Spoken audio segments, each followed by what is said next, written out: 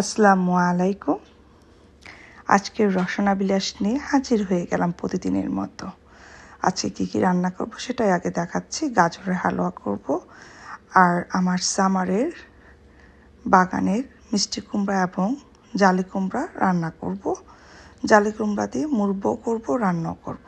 প্রথমে আমি গাজরগুলোকে ক্রাশ করে নিচ্ছি স্কিন আউট করে, এবং জালি কুমড়াটা কেটে নিয়েছি। আর বিচিগুলো রেখে দিব নেক্সট সামারে গাছ লাগানোর জন্য।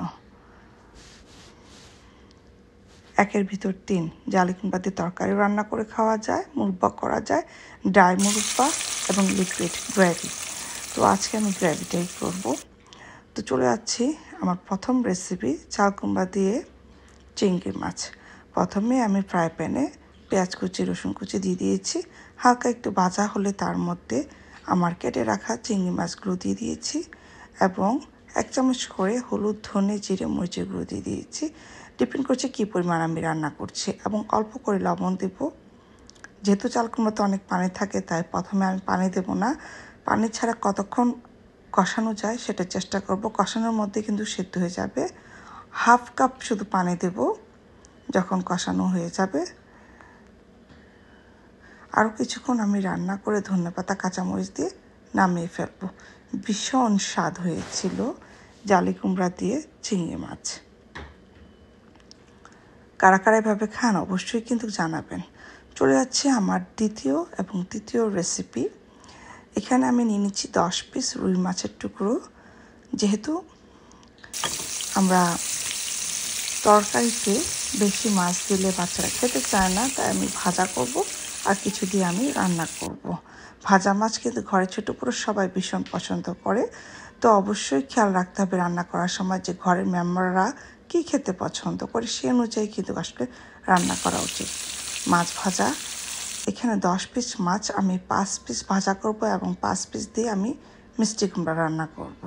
তো এখানে 1/2 চামচ করে হলুদ, ধনে, জিরে, মরিচের গুঁড়া এবং অল্প একটু লবণ দিয়ে পানির সাথে মিক্স করে মিশ্রণটি ঢেলে দিব মাছের মধ্যে, এবং এপাশ ওপাশ করে ড্রাই করে নেব। যতক্ষণ পর্যন্ত না পানিটা শুকিয়ে যায় ততক্ষণ পর্যন্ত আমি উল্টিয়ে দেব। তো হয়ে গেল আমার মজাদার মাছ ভাজা। এই মাছ ভাজা কিন্তু ব্রাহ্মণবাড়িয়ার স্টাইলে করেছি। দেখতে পাচ্ছেন মিষ্টি কুমড়া, এই যে বিচিগুলো, এগুলো দিয়ে আমি সামারে গাছ লাগাবো। এটা একটা বাংলাদেশি মিষ্টি কুমড়ার প্রজাতি, মিডিয়াম সাইজ, তবে অসম্ভব মিষ্টি এই মিষ্টি কুমড়া। দেখেন ভিতরের রঙটা কত সুন্দর হয়েছে, ফলনও খুব ভালো। তো মিষ্টি কুমড়াগুলোকে আমি বড় বড় করে টুকরা করে কেটে নেব। যেহেতু মিষ্টি কুমড়া আমি কুমিল্লার স্টাইলে আমি মিষ্টি কুমড়া রান্না করব। আমার ফুফি এভাবে রান্না করতো, ওনার শ্বশুরবাড়ি ছিল কুমিল্লা। তো এটা আমার ফুফির কাছ থেকে শেখা। মিষ্টি কুমড়ার টুকরোগুলোকে বড় বড় করে চাকচাক করে কেটে নেব, এবং একটি ফ্রাই প্যানে তেল ছাড়া রোস্টেড করে নেব উভয় পাশ। এতে করে মিষ্টি কুমড়া রান্না করলে তরকারিতে একদম তেল লাগে না, এবং একটা ফ্লেভার আসে রোস্টেড, খুবই মজা। দেখতে পাচ্ছেন আমি এখানে পেঁয়াজ কুচি রসুন কুচি দিয়ে দিয়েছি। হালকা ভাজা হলে তার মধ্যে আমি 1/2 চামচ করে হলুদ, ধনে, জিরে, মরিচের গুঁড়ো এবং লবণ দিয়ে দেব। মশলাটা কষানো হলে তার মধ্যে আমি 2 কাপ পরিমাণ পানি দিয়ে দেব। পানিটা যখন ফুটে উঠবে তার মধ্যে আমি মিষ্টি কুমড়া এবং মাছগুলো দিয়ে দেব, আর ধনেপাতা কাঁচামরিচ দিয়ে নামিয়ে নেব। অসম্ভব মজা হয়েছে এই রেসিপিটি, অবশ্যই আপনারা ট্রাই করবেন। একদম তেল কম লাগবে এবং স্বাস্থ্যসম্মত। চলে যাচ্ছি, মাছ ভাজা হবে আর টমেটো সালাদ হবে না, তা কী করে হয়। তো ফ্রিজে পেয়ে গেলাম একটি টমেটো, আর চটপট করে বানিয়ে নিলাম টমেটো সালাদ। যথারীতি পেঁয়াজ কুচি, ধনেপাতা কুচি, কাঁচামরিচ এবং চিলি ফ্লেক্স দিয়ে সরিষার তেল দিয়ে মাখিয়ে নিলাম।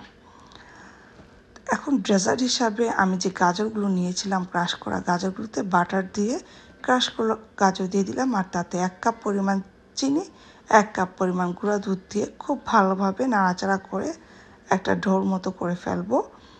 এবং যখন এটা দলা পাকানো যায় তার মধ্যে আমি কিছু আলমন্ড, কিছু পেস্তা বাদাম দিয়ে লাড্ডু বানিয়ে ফ্রিজে রেখে দিতে পারবেন অনেক দিন, নর্মাল ফ্রিজে, এবং ডিপ করে রাখতে পারবেন। কেমন হয়েছে জানাবেন।